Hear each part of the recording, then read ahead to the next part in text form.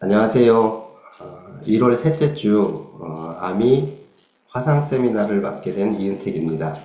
오늘 준비한 내용은 2019년도 월드 심포지움에서 했던 라이브 서저리의 케이스를 리뷰하도록 하겠습니다. 간략하게 동영상 보시기 전에 먼저 말씀을 드리자면, 환자분이 15번에 플로팅 투스로 해서 동요도가 심했고 통증이 심한 상태로 내원을 했습니다. 그래서 내원 당일날 발치만을 시행을 했고 한 2주 정도 후에 15번, 16번, 17번 라이브 서저리로 해서 임플란트 식립을 계획을 하였습니다. 물론 처음에 CMC로 해서 월드 심포지움 라이브 서저리를 준비를 했기 때문에 16번, 17번에 임플란트를 식립하기로 했고 시간이 여건이 된다면 15번 부위에도 같이 임플란트 심기로 계획을 했습니다. 발치 후에 파노라마 사진이고요. 동영상을 같이 좀 보시겠습니다. 먼저 이제 임플란트를 식립할 부위에 가동성 연조직이 있는지를 체크를 한 다음에 일단 15번 자리는 건너뛰고 16번, 17번 자리에 임플란트를 심기 위해서 가이드핀을 꽂고 있는 사진인데요.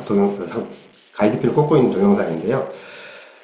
물론 이제 CMC 테크닉을 할 때는 가이드핀을 잘 설치는 안 합니다. 왜냐하면 잔존골이 한 4mm 미만이기 때문에 일반적으로는 엔도파일이나 아니면 뭐 레디오페크한 뭐 비타펙스를 잇몸에서 떨어뜨리고 나서 CT를 촬영하게 돼 있는데 이분 같은 경우에는 그래도 16번, 17번 자리가 잔존골이 한 3, 4mm 정도는 됐기 때문에 코티칼본에 가이드핀을 설치를 하려고 하고 있습니다. 물론 이때도 구치부의 프리엔드에서 가이드핀을 꽂고 임플란트 식립을 계획할 때는 앞에서부터 계획을 하는데 먼저 16번, 17번에만 포커스를 맞춰서 임플란트 식립을 계획했기 때문에 15번 자리는 약간 건너뛰고 16번부터 설치를 하고 있습니다. 그래서 이제 결과적으로 본다라면 나중에 이제 보철문을 했을 때 임플란트 식립이 약간 후방에 되어 있는 것을 확인할 수가 있었는데 제가 이제 임플란트를 처음부터 식립한다면 물론 15번 자리부터 가이드핀을 한번 꽂아봤을 겁니다. 그래서 대략적으로 제2소구치의 근원심 길이가 대략 한 7mm 정도 된다면 4번 디스탈에서 한 3mm 정도 떨어뜨려서 이 가이드핀을 꼽았을 거고요. 여기서부터 제1대구치가 대략 한 10에서 11mm 정도 된다면 가이드핀을 중심으로 해서 여기 3mm 그리고 여기 대략 한 4.5에서 5mm 정도를 떨어뜨려서 가이드핀을 꼽았을 텐데 조금 뒤쪽에 가이드핀을 설치를 하고 있습니다. 16번 자리에 코티칼본만 살짝 뚫을 정도로 해서 핀 드릴링을 하고 있고요. CMC 테크닉으로 임플란트를 식립할 계획이기 때문에 가이드핀, 라지용 가이드핀을 꽂고 있습니다. 7번 자리도 마찬가지로 이렇게 설치를 했고요. 대략 한 6번과 7번 자리는 그래도 근원식 폭경을 생각을 했을 때 대략 한 10mm 정도 떨어뜨려서 가이드핀을 설치하면 될 것 같습니다. 자, 5번 자리는 디펙트가 컸습니다. 그래서 발치를 하고 나서 제가 큐렛을 했을 때 사이너스가 약간 퍼포레이션 된 것까지를 확인했기 때문에 바로 임플란트를 식립하기 위해서는 4번 디스탈, 즉 5번 발치와의 근심벽에서 초기 안정과 5번 발치와의 근심벽과 사이너스 플로어에서 초기 안정을 얻어야만 임플란트 식립이 가능했기 때문에 최대한 4번 디스탈에 붙여서 가이드핀을 꽂고 있습니다. 6번부터 꽂았기 때문에 아까 말씀드린 것처럼 이 폭이 상당히 좀 큰 거를 볼 수 있습니다. 6번, 7번부터 CMC 테크닉을 시행을 하고 있고요. 매직 드릴 라지를 이용해서 사이너스 플로어 2mm 전까지 드릴링을 하고 있습니다. 일반적으로 제가 드릴링을 할 때는 한 개 임플란트가 식립될 부위에 드릴링을 하고 그리고 난 임플란트를 식립한 다음에 다른 쪽에 이제 드릴링을 하고 임플란트를 식립합니다. 즉 드릴링을 다 하고 임플란트 심고 다시 또 드릴링을 하고 임플란트를 식립하는데 2개 이상의 연속된 치아에 CMC 테크닉을 할 때는 사이너스를 같이 올려야 하기 때문에 이렇게 같이 진행을 하고 있습니다. 연조직과 본코어를 제거를 하고 있고요. 잔존골이 어느 정도 있었기 때문에 뎁스 드릴을 이용해서 바닥을 좀 다듬고 있습니다. 물론 뭐 잔존골이 1, 2mm밖에 남아있지 않은 CMC 테크닉에서는 뭐 이런 뎁스 드릴을 생략할 수도 있겠습니다. 매직 사이너스 리프터를 적용을 했고요. 블레이드가 근원심 방향이 되도록 적용을 했습니다. 술전 사진에서 대략 봤을 때 골질이 좀 단단하다는 걸 어느 정도 인식을 했기 때문에 한 번에 그냥 쉽게 올라갈 수 있을 거라는 생각은 좀 안 했습니다. 그래서 매직 사이너스 리프터를 한 3-4차례 태핑을 한 다음에 진입이 되지 않았기 때문에 매직 드릴 라지를 이용해서 약간 남아있는 2mm의 뼈를 조금 더 얇게 하고 있는 영상입니다.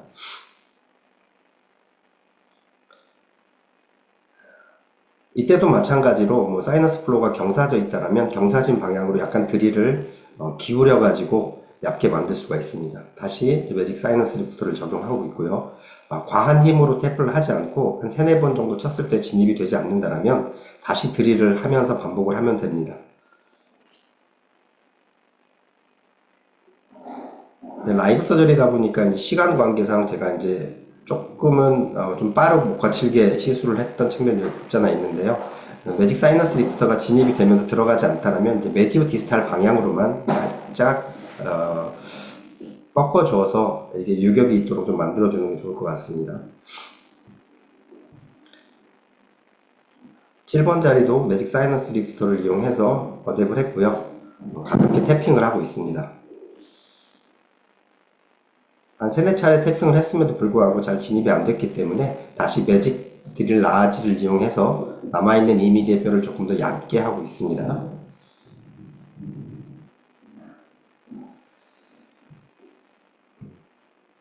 매직 사이너스 리프터를 다시 적용을 하고 있고요.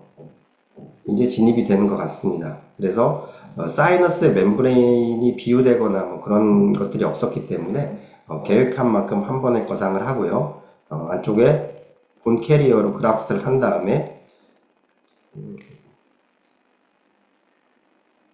여기서 이제 본 푸셔로 해서 가볍게 태핑을 하는데 간혹 이제 본 푸셔를 이용을 하실 때에도 일단 사이너스가 거상이 되어 있기 때문에 손의 힘으로 밀어 넣는 분들이 가끔 계시는 것 같습니다. 그런데 이제 손의 힘 같은 경우에는 이게 아무리 7mm의 스타퍼가 존재를 하지만 힘 조절이 안 되기 때문에 과하게 들어갈 수 있는 그런 가능성이 있기 때문에 항상 태핑을 이용해 가지고 무리하게 힘이 가해지지 않도록 하는 게 좋을 것 같습니다.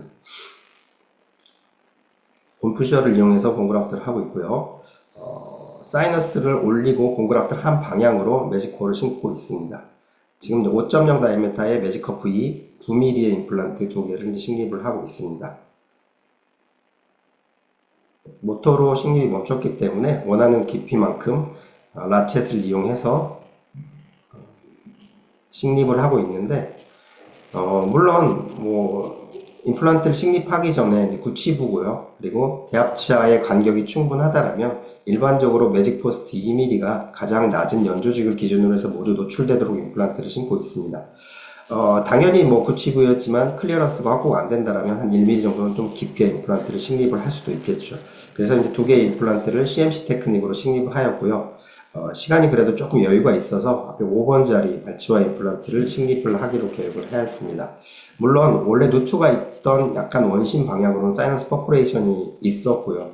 그리고 이게 발치한 지 한 2주 정도밖에 지나지 않았기 때문에 이건 뭐 거의 즉시 식립이지 않을까라고 생각이 듭니다. 그래서 근심벽과 사이너스 플로어를 이용을 해서 임플란트 식립을 계획했기 때문에 잇몸에서부터 사이너스 플로어 1mm 전까지 4.0 다이아미터를 계획했기 때문에 매직 드릴 스몰을 이용해서 식립구를 형성을 하고 있습니다. 1mm 전까지 드릴을 이용해서 식립구를 형성했고요. 본코어를 제거하고 뎁스 드릴을 이용해서 식립구 벽을 마무리합니다. 그리고 30 익스펜더를 이용해서 사이너스를 거상시키고 있습니다. 이때도 마찬가지로 상악동 하연에 골질이 단단했기 때문에 한 번에 쉽게 거상이 되지 않았습니다. 자, 그래서 다시 한번 드릴을 이용해 가지고 남아있는 뼈를 좀 얇게 만들고 있고요. 30 익스펜더를 이용해서 거상을 했습니다. 거상을 하고 여기는 이제 원심 쪽에 그 발치와의 디스탈 쪽에 디펙트가 워낙 컸기 때문에 그쪽으로 지금 다시 볼리식을 하고 있습니다. 자, 5번 자리는 사이너스로 볼리식을 하는 게 아니라 발치와의 디펙트 쪽으로 볼리식을 하고 있고요. 그리고 볼리식이 됐으면 아무래도 그 방향대로 볼리식을 했다고 하지만 약간 본 파티클들이 식립한 식립구 내로 들어갈 수가 있습니다. 그래서 다시 한번 식립구를 확보를 하는데 일반적으로는 드릴을 이용해서 식립구를 확보하지만 이 경우는 이제 사이너스를 거상하는 상황이었기 때문에 다시 한번 익스펜더를 이용해서 식립구를 확보하고 그 방향을 확인한 다음에 방향이 잘 유지되도록 하면서 모터로 임플란트를 식립을 하고 있습니다. 하방의 골질이 단단했기 때문에 마지막에는 이제 핸들 라쳇으로 해서 마무리를 했습니다. 원하는 깊이까지요. 자, 그래서 이렇게 3개의 임플란트를 식립을 했습니다. 보시는 바와 같이 소고치 부위 5번 자리는 약간 근심 쪽에 붙여가지고 4.0의 커프3 11mm 임플란트를 식립했고요. BEB 테크닉으로 식립을 했습니다. 6번, 7번은 5.0의 매직 커프 2 9mm를 사이너스 그라프트 하면서 CMC 테크닉을 이용해서 임플란트를 식립을 했습니다. 이렇게 3개 임플란트를 식립했고요. 이 팔로업 사진입니다. 팔로업은 제가 이제 환자분의 자료를 이용해서 한번 말씀을 드리고자 하는데 술전이었습니다. 그렇기 때문에 이제 5번 자리는 15번 자리는 지금 보시는 것처럼 발치와의 디펙트가 상당히 좀 심했습니다. 그리고 16번 자리는 잔존골이 한 3mm 정도, 그 다음에 17번 자리도 한 3mm 정도의 잔존골을 가지고 있었고요. 그래도 골폭은 상당히 좀 넓은 것을 확인할 수가 있습니다. 일반적으로 상악 구치부에서 CMC 테크닉으로 임플란트를 식립할 상황이라면 발치와의 치조골이 어느 정도 다 리모델링 됐기 때문에 흡수가 이루어졌고요. 사이너스의 함기화도 같이 이루어졌기 때문에 잔존골의 높이가 조금 부족할 뿐이지 골폭은 어느 정도 있는 경우가 좀 많은 것 같습니다. 그래서 여기에 CT를 꼽지 못하는 상황이라고 하면 당연히 엔도파일이나 비타팩스를 이용해서 위치를 확인한 다음에 진단을 하고 임플란트를 식립하면 될 것 같습니다. 이분은 케이스를 PPT를 통해서 처음부터 한번 리뷰를 해보도록 하겠습니다. 내원 당시입니다. 15번 자리가 거의 플로팅이죠. 파노라마 사진상에서도 아마 사이너스가 뚫리지 않았을까 약간 의심이 되는 그런 상황이었고요. 그 다음에 6번, 7번은 이제 무치약 부위입니다. 물론 파노라마 사진에서 봤을 때는 연조직의 길이가 한 3, 4mm 정도는 되지 않을까라고 이제 예상을 좀 해볼 수 있는 상황이었고요. 내원 당일날 발치만 하고 한 2주 정도 기다렸다가 임플란트를 심었는데 15번 자리는 근심 쪽은 그래도 뼈가 좀 있지만 원심에서 사이너스가 풀로 여기가 뚫리지 않았을까 의심이 되어 있고요. 전체적으로 점막 뷰를 보이고 있겠지만 사이너스 전체에 다 해지니스를 보이거나 그러진 않았고요. 그리고 상악동염과 관련된 그런 어떠한 증상도 없었기 때문에 임플란트 식립하는 데는 크게 무리가 없었던 것 같습니다. 얇지만 이제 버칼 플레이트가 살짝 보이는 것도 확인을 하실 수가 있습니다. 16번 자리는 연조직 길이가 한 3mm 정도 되는 것 같고요. 잔존골도 대략 한 3mm 정도가 되는 것 같습니다. 언뜻 보아서 진단하기가 조금 어렵지만 여기가 루트레스트가 좀 남아있지 않았을까 좀 의심도 되고요. 골폭이 어느 정도는 확보가 되어 있지만 골질은 좀 단단하지 않을까라고 좀 생각을 해봅니다. 17번 자리도 연조직의 길이는 한 3mm 정도 되는 것 같고요. 경사진 잔존골을 보이고 있지만 16번에 비해서 골질이 그렇게까지 단단해 보이지는 않고요. 상악동의 이제 점막 비율도 같이 좀 보이고 있습니다. 아까 제가 이제 동영상에서는 원하는 깊이만큼 한 번에 올랐는데 거상량이 그렇게 많지는 않았기 때문에 이렇게 한 번에 시술을 했던 것 같습니다. 물론 이렇게 점막 비유가 있다든지 아니면 시스트가 있다든지 했을 때는 매직 사이너스 리프터가 상악동 내로 한 2, 3mm 정도 진입을 한 다음에 그것을 빼고 천천히 그라프트를 하면서 그라프티 머티리얼에서 사이너스 멤브레인이 거상되도록 하는 술식을 사용해야 하는데 이때는 시간 관계상 아니면 거상량이 그렇게 많지 않았기 때문에 제가 원하는 깊이만큼 거상을 했던 것 같습니다. 시술 당일날 파노라마 사진이고요. CT 사진입니다. 보시면 17번 자리, 그러니까 사이너스의 플로우가 거상이 되고 사이너스 멤브레인 거상이 되고요. 골리식을 하면서 임플란트가 식립이 되어졌고 16번 자리도 마찬가지입니다. 근데 어떻게 보면 결론적으로 봤을 때 제가 지금 식립한 방향으로 봤을 때는 협측에서는 약간 거상이 많이 됐지만 사이너스 플로어의 경사로 봤을 때 약간 팔라탈 쪽에서는 그렇게 많은 양이 거상이 될 필요가 없었던 것 같고요. 9mm를 계획을 했다라면 아마 이런 상황에서는 BEB 테크닉으로도 임플란트 식립이 가능하지 않았을까 싶습니다. 왜냐하면 우리가 일반적으로 힐드 사이트에서 잔존골의 이 높이를 가지고 4mm 미만이면 CMC 테크닉으로 골리식을 하면서 임플란트를 식립을 하고요. 4mm 이상이면 지대권 그라프트 머티리얼을 넣어주지 않는다라면 사이너스 안쪽에 본 리모델링이 되는 양의 한계가 있기 때문에 공간을 유지할 목적으로 이제 본을 좀 넣어주고 있습니다. 그런데 이제 계획한 임플란트를 매직코어는 잇몸을 기준으로 해서 식립이 되어지기 때문에 일단 기준점이 설정이 되어 있고요. 내가 계획한 임플란트를 식립을 했을 때 이 스레드 파트가 사이너스 안쪽으로 몇 미리 들어갔는지를 한번 계산을 해보시면 뭐 발치화나 이런 데서도 우리가 CMC를 적용할 거냐 BEB를 적용할 거냐 어느 정도 도움이 되지 않을까라고 생각을 합니다. 계획한 길이의 임플란트를 식립했을 때 이 픽스처가 사이너스 안쪽으로 4mm 이상 들어갔다면 픽스처만 들어가서 멤브레인을 거상을 하고 그 안쪽으로 뼈가 되는 데는 분명히 좀 한계가 있을 것 같습니다. 자, 그래서 4mm 미만일 때는 우리가 멤브레인을 거상하고 그냥 골리식 없이 임플란트를 심어도 되는 BEB 테크닉을 추천을 드리고 4mm 이상 거상이 된다면 그거 자체만으로는 공간을 유지할 수 있는 능력에 한계가 있기 때문에 골리식을 해주는 게 좋겠다라고 말씀을 좀 드리고 싶습니다.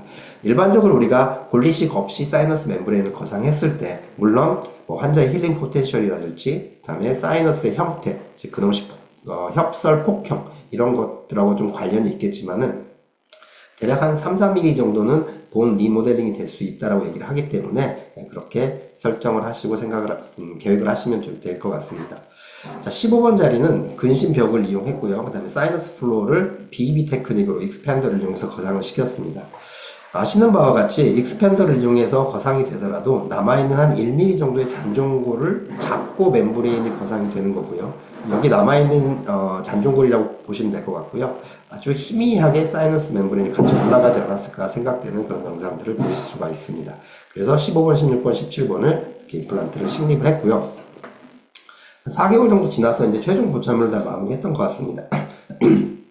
아까 말씀드렸던지피 5번부터 임플란트 식립을 계획했으면 이 5, 6번 사이가 많이 떨어지지 않았을 것 같은데 6번부터 임플란트를 먼저 식립을 하고 시간이 있다라면 5번을 식립할 계획이었기 때문에 이렇게 사이가 좀 떨어진 것 같습니다. 다시 한번 말씀드리지만 이제 구치부 프리엔드에서 식립을 할 때 소구치의 근원식 폭경을 대략 한 7mm 정도 잡는다라면 인접치아에서 대략 한 3mm 정도 떨어뜨려서 1mm의 가이드핀을 꽂고 설치를 하시고 대합치하고 관계를 보시면 되실 것 같고요. 대구치라면 대략 한 10에서 12mm 정도가 되기 때문에 이 디스탈에서 3mm, 그 다음에 여기서 5mm, 대략 한 8mm 정도 떨어뜨려서 가이드핀을 꼽으시면 되실 것 같습니다.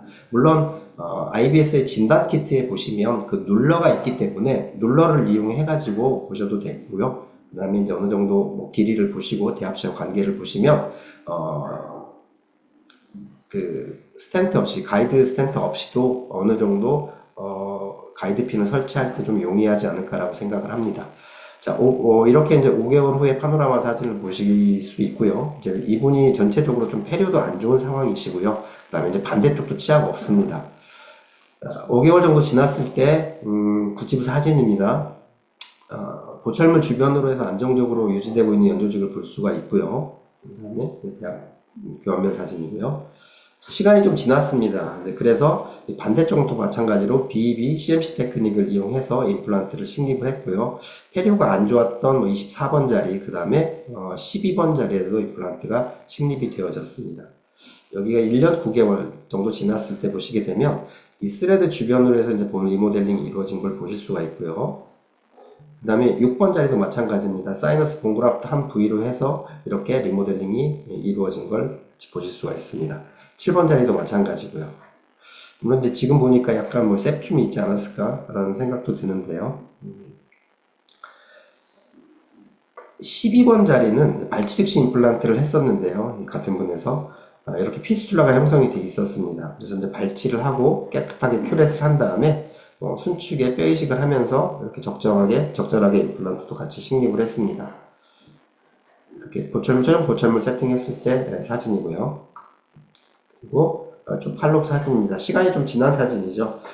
하악도 안 좋은 부위가 있었기 때문에 이렇게 2개의 임플란트가 추가로 식립이 되어 있고요. 그 다음에 4년 5개월 정도 지났을 때의 파노라마 사진입니다. 이제 하나씩 임플란트가 좀 늘어나기 시작한 것 같습니다. 4년 5개월 됐을 때 CT 사진인데요. 15번 주의로 해서 사이너스가 한 2-3mm 정도 거상됐는데 이 거상된 사이너스 안쪽으로도 해서 뼈가 리모델링이 된 사진들을 같이 보실 수가 있습니다. 그리고 16번도 마찬가지로 사이너스의 본그라프트 한 부분으로 리모델링 된 걸 보실 수가 있고요. 17번도 마찬가지로 이렇게 확인이 가능합니다. 이제 구강내 사진인데요. 15번, 16번, 17번 염증도 없고 잇몸이 건강하게 유지되어 있는 것을 확인을 하실 수가 있습니다. 5년 7개월 된 사진입니다. 똑같이 전체 임플란트, 식립된 임플란트가 안정적으로 잘 유지되고 있는 사진을 보실 수가 있습니다. 지금 이제 보여드린 케이스는 2019년도에 월드 심포지움에서 라이브 서저리를 했던 케이스입니다. 물론 이제 15번, 16번, 17번의 임플란트를 식립을 했고요. 시간이 지나면서 이분이 이렇게 이제 여러 군데 임플란트를 같이 식립을 하게 됐습니다. 최소 침습적으로 임플란트가 식립이 되어진다면 요즘은 이제 임플란트 수가 문제도 하나 이슈가 되고 있는 것 같은데요. 그런 것들을 좀 극복할 수 있는 하나의 치과 전략이지 않을까라고 개인적으로 생각을 합니다. 경청해 주셔서 감사드리고요. 올해도 최소 침습 임플란트와 함께 행복한 한 해가 되시기를 바라겠습니다. 새해 복 많이 받으십시오.